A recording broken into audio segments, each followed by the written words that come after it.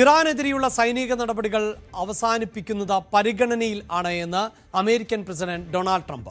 US തങ്ങളുടെ ലക്ഷ്യങ്ങൾക്ക് തൊട്ടരികിൽ എത്തിക്കഴിഞ്ഞു. ഇറാന്റെ പ്രതിരോധ ആണവ സംവിധാനങ്ങൾ പൂർണ്ണമായും തകർത്തു എന്ന് ട്രംപ് അവകാശപ്പെടുകയാണ്. അതേസമയം ഹോർമോസ് കടലിടുക്കിന്റെ സുരക്ഷ, അതുവഴിയുള്ള ചരക്ക് ഗതാഗതം നടത്തുന്ന രാജ്യങ്ങൾ ഉറപ്പാക്കണം, യുഎസ് ഉത്തരവാദിത്തം ഏൽക്കില്ല എന്നുകൂടിയാണ് ട്രംപ് പറഞ്ഞു വെക്കുന്നത്. ഇതിനിടെ യുഎസിന് സൈനിക താവളങ്ങൾ വിട്ടു നൽകിയ ബ്രിട്ടന് ഭീഷണിയുമായി ഇറാൻ രംഗത്തെത്തുകയും ചെയ്തിട്ടുണ്ട്.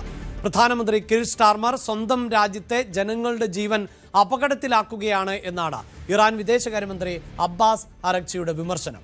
ശത്രുക്കൾക്ക് നല്ല വർഷമല്ല വരാനിരിക്കുന്നത് എന്ന് ഇറാന്റെ പരമോന്നത നേതാവ് മുസ്തഫ ഖമനേയി വ്യക്തമാക്കുകയും ചെയ്തു. ഗൾഫ് മേഖലയിൽ ഇറാന്റെ ആക്രമണം ശക്തമായി തന്നെ തുടരുന്ന പശ്ചാത്തലം ആണ് ഉള്ളത്.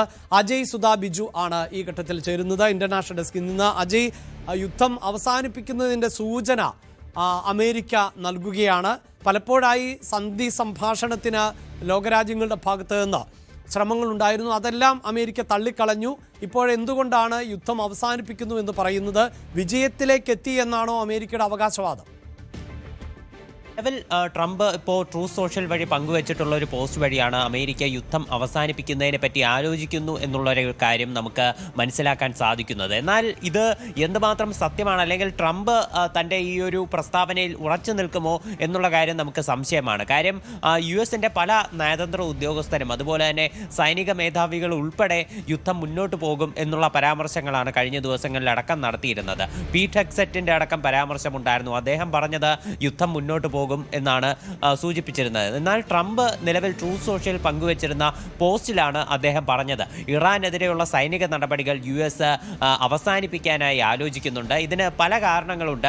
അതിൻ്റെ കാരണങ്ങൾ അദ്ദേഹം അക്കമിട്ട് നിരത്തുന്നുമുണ്ട് ഈ പോസ്റ്റിൽ. പ്രധാനമായിട്ടും പറയുന്നത് യുഎസ് തങ്ങളുടെ ലക്ഷ്യങ്ങളുടെ തൊട്ടരികിൽ എത്തിക്കഴിഞ്ഞു. ഇറാന്റെ മിസൈൽ സംവിധാനങ്ങളെ പൂർണ്ണമായിട്ടും നിർവീര്യമാക്കാൻ സാധിച്ചിട്ടുണ്ട്.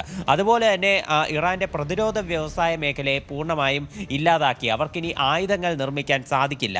നേവി, എയർഫോഴ്സ് അതുപോലെ തന്നെ ആന്റി എയർക്രാഫ്റ്റ് വെപ്പണറി സംവിധാനങ്ങളും പൂർണ്ണമായും അമേരിക്ക നശിപ്പിച്ചു കഴിഞ്ഞു. അതുപോലെ ഇറാന്റെ ആണവ സംവിധാനങ്ങളെയും അമേരിക്ക നശിപ്പിച്ചു. ഇനി അമേരിക്ക അറിയാതെ ഒരിക്കലും ഇറാന് ഇത്തരമൊരു ആണവായുധം നിർമ്മിക്കാൻ സാധിക്കില്ല എന്നും ട്രംപ് നിലവിൽ അവകാശപ്പെടുന്നുണ്ട്.